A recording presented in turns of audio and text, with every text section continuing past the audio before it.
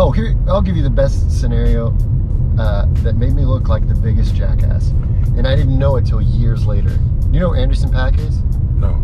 He's a musician. He was kind of up and coming when I had this conversation with him, and then he blew up. He's making an album now with Bruno Mars. Oh, like wow. he's years ago. I went up to him. He was on this tour, and he wasn't like one of the. I mean, he was one of the acts, but he wasn't one of the big acts. Mm-hmm. And afterward, after the show, everybody was talking to the musicians, and he was over just kind of standing against the wall. So I went up to him, and I was a huge fan at the time.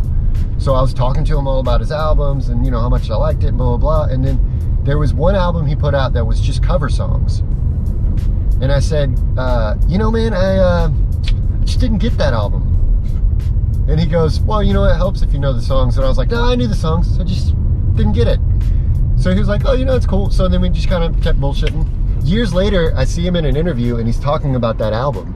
And they said, so what's kind of the premise of that album? And he said, well, the premise of the album was that I wanted to take songs that were written by white people and write them in a way for black people to understand.